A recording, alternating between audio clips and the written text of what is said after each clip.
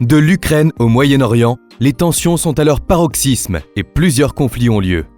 Les relations entre certains pays n'ont également jamais été aussi mauvaises, comme c'est le cas entre l'Iran et Israël, la Chine et les États-Unis, ou encore entre les deux Corées.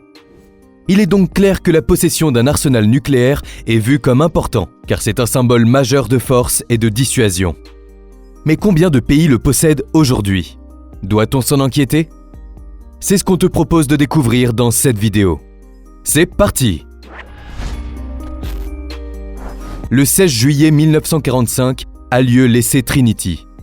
Ce nom de code est donné au premier essai d'une arme nucléaire réalisé dans le cadre du projet Manhattan, qui est un projet de recherche secret mené par le gouvernement américain dont l'objectif principal était de produire une bombe atomique.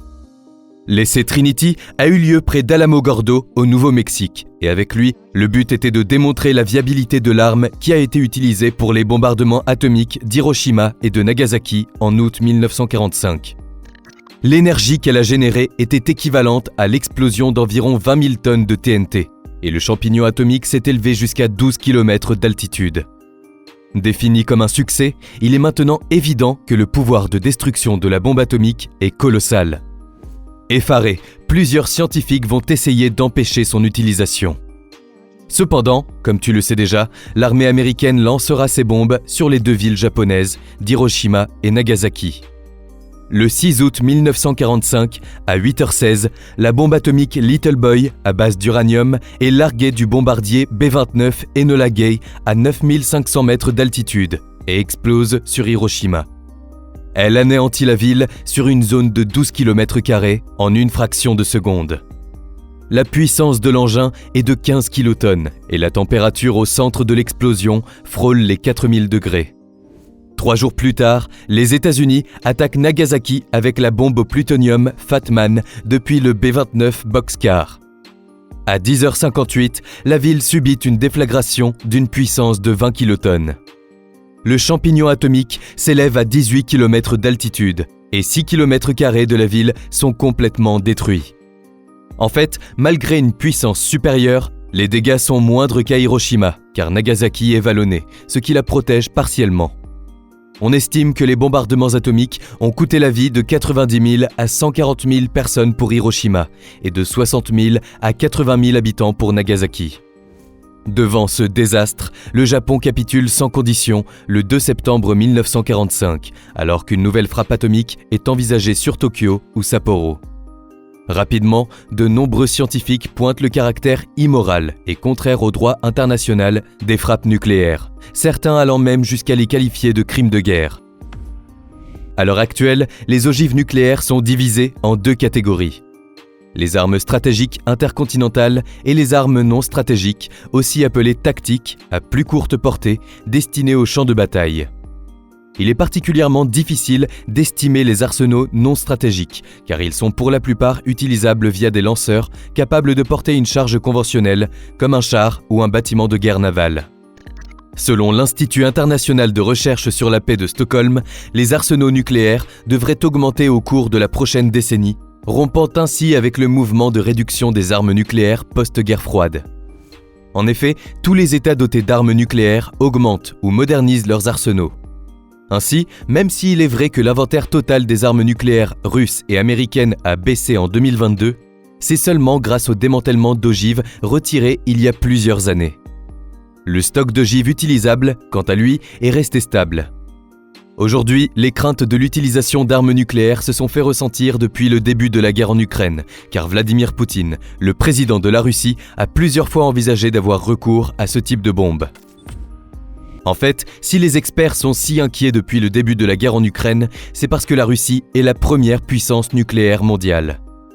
En effet, le pays détiendrait 5 889 ogives nucléaires contre 5 244 pour les États-Unis. Ensemble, ces deux pays possèdent 90% des armes nucléaires mondiales. D'ailleurs, au début de l'année 2024, le président russe Vladimir Poutine a vanté l'armement nucléaire de son pays, assurant que son arsenal était prêt pour une guerre nucléaire. Il a également ajouté qu'il n'a pas l'intention d'utiliser ses armes contre l'Ukraine.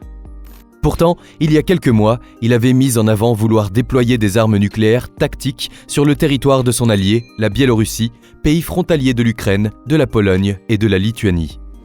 D'autres responsables russes avaient également menacé de se servir de l'arme nucléaire en Ukraine en cas d'escalade significative du conflit.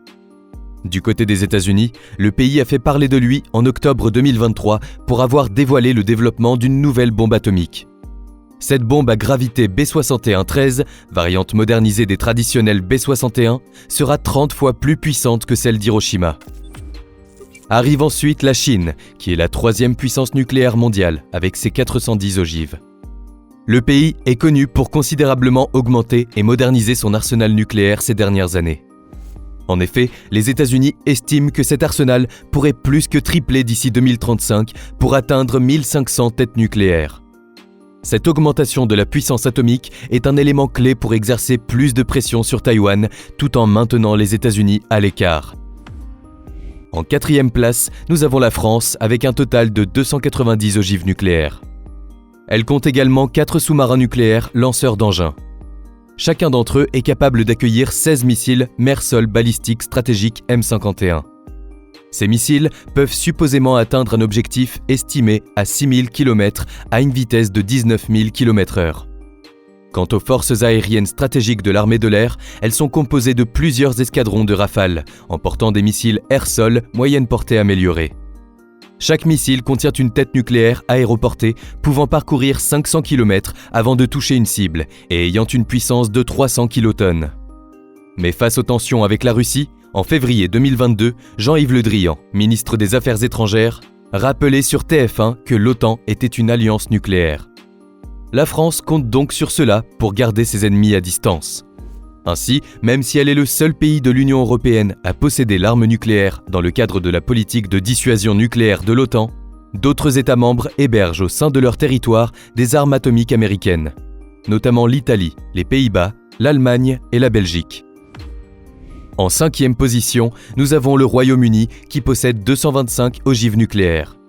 Mais le pays a été fortement critiqué ces derniers mois pour son manque de dissuasion. En fait, au début de l'année 2024, un test de tir de missile à partir d'un sous-marin nucléaire a échoué pour la deuxième fois d'affilée.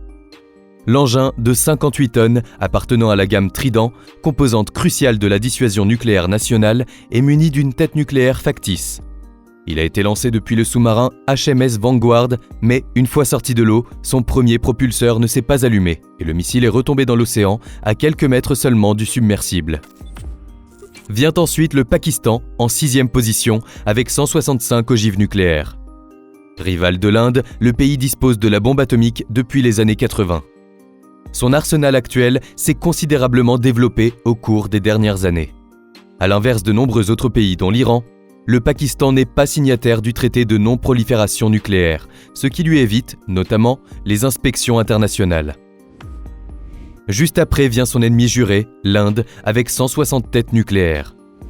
Ayant un des plus importants budgets du monde dans l'armement nucléaire, il ne faut pas oublier que le pays est entouré de 2 autres puissances nucléaires, la Chine et le Pakistan, avec qui il a déjà mené plusieurs guerres pour des différents frontaliers. L'Inde a toujours affirmé qu'il n'utilisera jamais la bombe atomique en premier, adhérant à la politique du « no first use ». Mais cela ne l'empêche pas d'investir dans la dissuasion, comme avec l'achat de l'avion de chasse français Rafale, qui a la capacité de porter l'arme nucléaire à des altitudes bien plus hautes que les autres chasseurs. En 8e position, nous avons Israël, avec 90 têtes nucléaires. Bien que l'État hébreu soit une jeune nation, au milieu des années 50, avec l'aide de la France, le pays avait secrètement commencé la construction d'un grand réacteur nucléaire. Ce qui lui permet d'être une puissance redoutée du Moyen-Orient. Et enfin, pour terminer ce classement, nous avons la Corée du Nord avec 30 ogives nucléaires. Alors qu'elle est l'un des pays les plus pauvres au monde, elle consacre plus de 15% de son produit intérieur brut à son armée. Le régime considère son programme nucléaire comme essentiel à sa survie. Ainsi, le pays a inscrit son statut de puissance nucléaire dans sa constitution. D'ailleurs, le dictateur a déclaré que son pays n'hésitera pas à répliquer par l'arme atomique si elle est elle-même provoquée par des armes nucléaires. Alors que l'arsenal nucléaire continue de susciter des débats complexes et des préoccupations majeures, notamment avec la guerre en Ukraine, Plusieurs pays se lancent dans une course aux armements, notamment nucléaires, malgré les traités en vigueur. Ainsi, en 2022, les pays présents dans le classement ont tous, sauf les États-Unis, augmenté la part de leur budget militaire consacré au nucléaire.